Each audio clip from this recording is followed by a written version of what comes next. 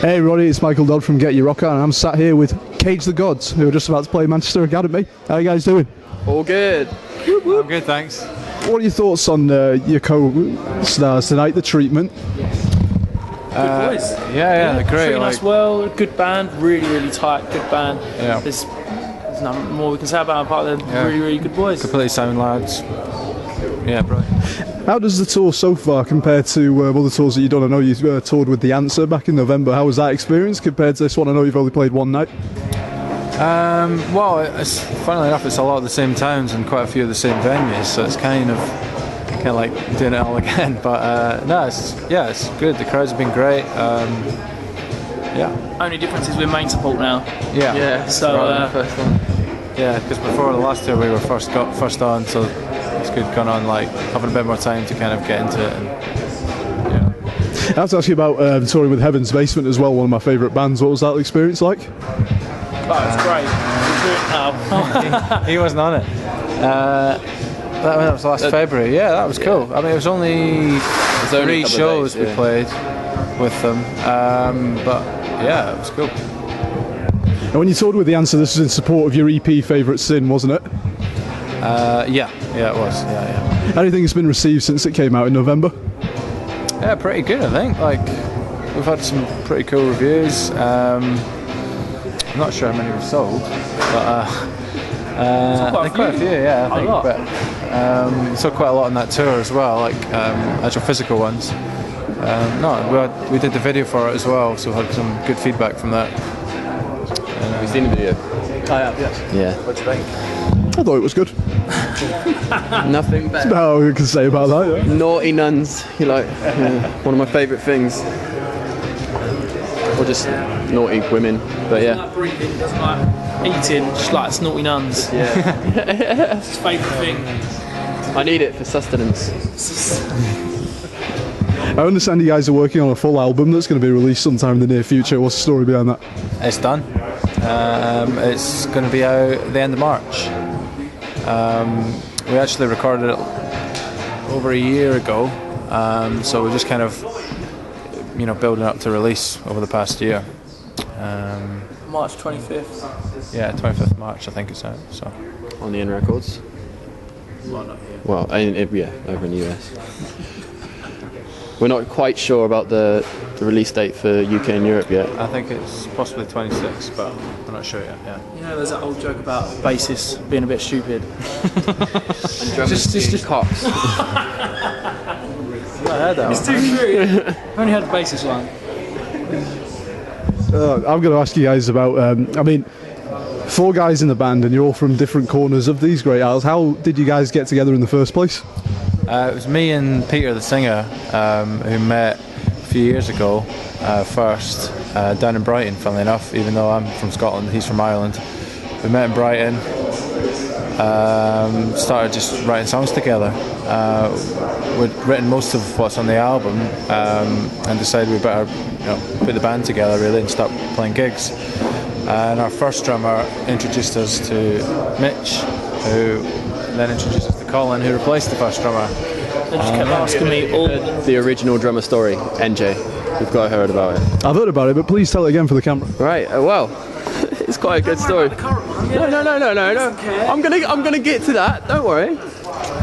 Insecure. Right. Yeah. Basically, NJ. He was just with us for a bit. He met a glamour model over in LA through Instagram, which of all places. Decided to go out, see her for 2 weeks, and within those 2 weeks of actually physically meeting her, decided to get married in, the Chapel of Love by Elvis over in Las Vegas. Luckily, I knew a perfect replacement, someone who's like a much... And then when he wasn't available. When it wasn't available, I asked if Colin was up for it. But... just constantly, I had about probably 400 emails every day. Can you do it? I just wasn't bothered really. He only did it to stop us hassling him. Yeah. But I wouldn't change it for the world. I would. Quite rock and roll, I'd say. Yeah. What were you guys? What were your musical experiences before this? Did you have like previous bands, previous acts? Yeah, I've been in a few bands. I think you've been in a couple, and just all like been in touring bands. what's the word? The reason I ask is my colleague saw you guys at Hard Rock Hell. He praised you guys' showmanship, your energy on stage. What I want to know is this like something that comes natural to you, or has it been honed through years of practice? I think It's pretty natural. Yeah. It's all of us kind of the bands we look up to and the bands we kind of listen to and stuff. They've all got something there they've got showmanship in them, like Guns N' Roses and countless bands. I think it's you can't fake it in a way. If you do your showmanship, you can tell when it's fake and you can tell when it's real. Yeah, we don't really rehearse that side of it. it's Like, not. you know, in rehearsal room we make sure we have the songs down, but on stage we just kind of can be different every night. So. Can be. He also said you got a tremendous audience reaction at Hard Rock Hell. Is that something that happens just as a result? I mean, because I'm assuming a lot of the audience there weren't too familiar with you. There is something that happens, you know, you guys go out there, you blast the show, and you make a whole new set of fans. Yeah, that seems to be what's happened so far, yeah, because as you say, we've only been gigging for really 2013 and 2014, so yeah, I think we just need to make sure that we're on top of our game every show. That's what we want to do. We want to win over as many people as we can who are watching us. It's kind of, if you're not doing that, you're just basically being there for them to listen to you. There's nothing to watch, or you want them to come up to you or be like, oh, I liked it. It was, you don't want them to just walk off and not bother saying anything. What are you guys working on next after this tour? You got the album coming out. Have you got a tour coming in support of that? You've got anything lined up?